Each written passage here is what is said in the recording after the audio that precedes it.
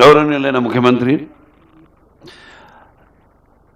గౌరవనీయులైన తెలంగాణ ముఖ్యమంత్రి శ్రీ రేవంత్ రెడ్డి గారు, ట్రస్ట్ బోర్డు సభ్యులు శ్రీ రామ నాగేశ్వరరావు గారు, శ్రీ నూరి దత్తాత్రేయుడు గారు, శ్రీ జేఎస్ఆర్ ప్రసాద్ గారు, శ్రీ భరత్ గారు, సిఇఓ గారు కృష్ణ గారికి, అలాగే medical director doctor T Subrahmanyeswara Rao గారు, గౌరవనీయులైన అతిథులు, లేడీస్ అండ్ జెంట్మెన్ అందరికీ సాదర స్వాగతం పలుకుతున్నాను.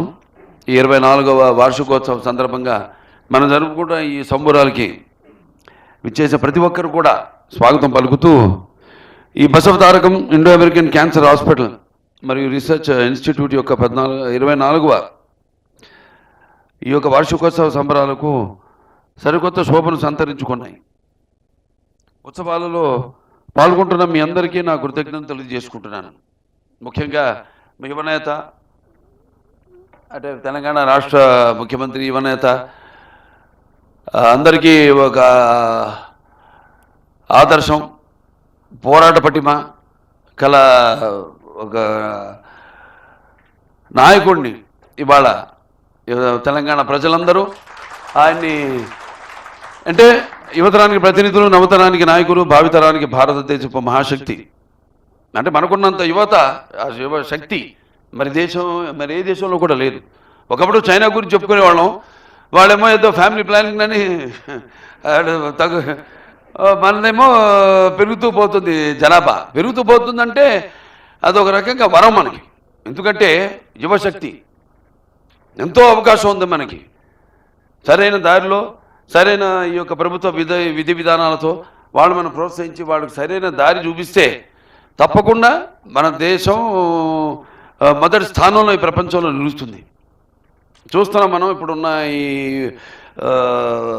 అంటే ఒక రకంగా ఆనాడు మరి ఈ యొక్క రాష్ట్రం అవిభక్త ఆంధ్ర రాష్ట్రంగా ఉన్నప్పుడు ఎంతో అభివృద్ధి చెందడం, బీజం అంకుర వేయడం, ఆ తర్వాత సైబర్ సిటీ కానివ్వండి, లేకపోతే మన ఐటీ రంగం కానివ్వండి, హైదరాబాద్ సిటీ కానివ్వండి, ఇవన్నీ అభివృద్ధి చెందడం, యువకులకి మంచి అవకాశం కలగడం, ఆనాడు ఏదో డాక్టర్ ఇంజనీర్ అనే కాకుండా ఒక కొత్త ఎన్నో అవకాశాలు వాళ్ళకు కల్పించడం, దాంతో వాళ్ళు ఆర్థికంగా ఎంత పెద్ద కుటుంబం అయినా ఆ కుటుంబంలో ఒక యువకుడికి ఏ ఐటీ జాబ్ ఏదో వస్తే బ్రహ్మాండమైన మంచి జీతంతో మొత్తం కుటుంబాన్ని ఆ కుర్రాడు పోషించగల ఒక కల్పన కలిగించింది ఆనాడు.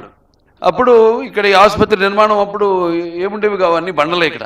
అప్పుడు నాన్నగారు విశ్వవిఖ్యాత నట సార్వభౌమ కళాప్రపూర్ణ నటరత్న పద్మశ్రీ నందమూరి తారక రామారావు గారు ఆనాడు ఇక్కడ ఈ యొక్క ఆసుపత్రిని నిర్మించడానికి పూనుకోవడం. అందరూ అనుకున్నారు ఇప్పుడు ఏంటి ఇక్కడ అన్ని బండరాళ్ళు ఉన్నాయి, ఇక్కడ ఎందుకు కడుతున్నారని. మరి వాళ్ళు చూస్తున్నాం మనం ఇవాళ దేశంలో, దేశమే కాదు ప్రపంచంలో కల్లా నంబర్ 1 ఏరియా అయింది ఇవాళ. ఇటు విస్తరిస్తూ పోతాను, ఇంకా ఇటు జూబ్లీహిల్స్ నుంచి అట్లా. సో ఆయన ఒక దూరదృష్టి, ప్రతి విషయంలోనూ కూడా ఆయన దూరదృష్టి. అందుకే ఆయన పేదవాడు ఆఖరి తెలిసిన అన్న కూడా ఆయన అయ్యాడు. అలాగే ఈ యొక్క అందరికి కూడా ఈ యొక్క జీవితానికి భరోసానిచ్చిన అమ్మ ఆయన అయ్యాడు. అలాగే ఆయనకు అండగా ఉన్న ఆడపడుచులందరికీ కూడా అన్న కూడా నందమూరి తారక రామారావు గారే అయ్యారు.